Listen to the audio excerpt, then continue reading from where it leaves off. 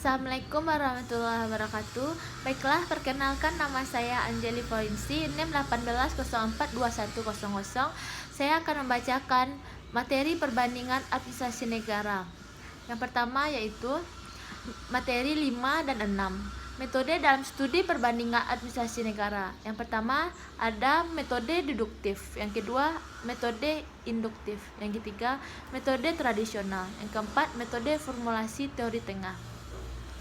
Metode perbandingan administrasi negara. Studi perbandingan administrasi negara khususnya memiliki sendiri metode yang sesuai dengan kebutuhannya sehingga dapat dibedakan dengan studi perbandingan ilmu yang lain. Tuntutan seperti ini tidak mudah dengan segera dipenuhi oleh studi perbandingan administrasi. Karena baru lahir dan waktu yang tersedia masih sangat terbatas, sehingga diputuskan bahwa jika ingin segera melakukan atau melaksanakan studi perbandingan, maka untuk segera menggunakan metode yang sudah berkembang di bidang ilmu yang lain, dalam hal ini terutama dalam ilmu politik dan pemerintahan. Upaya meminjam atau menggunakan metode yang ada di bidang studi ilmu yang lain pada waktu itu menunjukkan pada metode yang bersifat legislatif, formalistik, institusionalistik, strukturalistik, dan fungsionalistik. Proses selanjutnya adalah menemukan dan merumuskan sendiri metode yang sesuai dengan kebutuhan karakteristik perbandingan administrasi negara.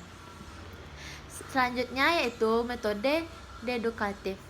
Metode deduksi yaitu metode berpikir yang menarik kesimpulan dari prinsip-prinsip umum kemudian diterapkan pada sesuatu yang bersifat khusus. Selanjutnya metode edukatif. Metode induksi yaitu metode berpikir dalam menarik kesimpulan dari prinsip khusus kemudian diterapkan pada sesuatu yang bersifat umum.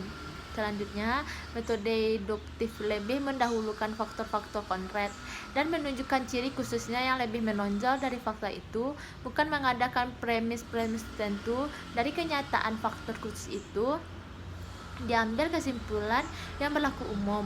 Metode induktif didasarkan pula pada metode empiris karena fakta-fakta yang digunakan berdasarkan kenyataan aktual dan dialami secara langsung oleh si pemakainya. Selanjutnya metode tradisional.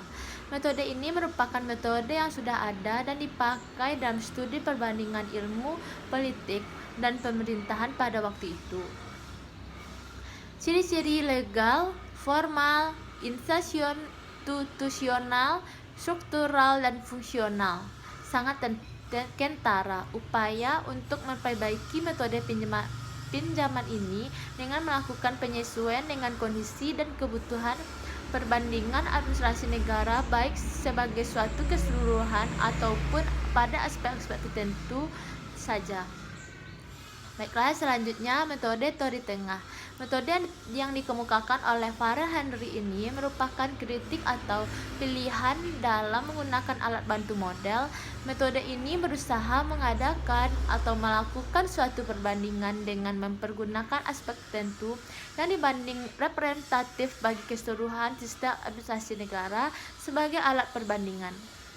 Metode ini tidak perlu mengkonstruksi model keseluruhan sistem administrasi, melainkan dengan cara menentukan aspek tertentu dari keseluruhan sistem administrasi yang representatif sebagai alat perbandingan. Model bentuk tengah memangkas dalam dua hal, yaitu aspek administrasi diwakili birokrasi dan aspek non-administrasi atau lingkungan diambil yang paling kuat atau dominan, yaitu aspek atau faktor sistem politik. Baiklah, hanya inilah yang dapat saya sampaikan. Apabila ada kekurangan atau kesalahan, saya mohon maaf. Assalamualaikum warahmatullahi wabarakatuh.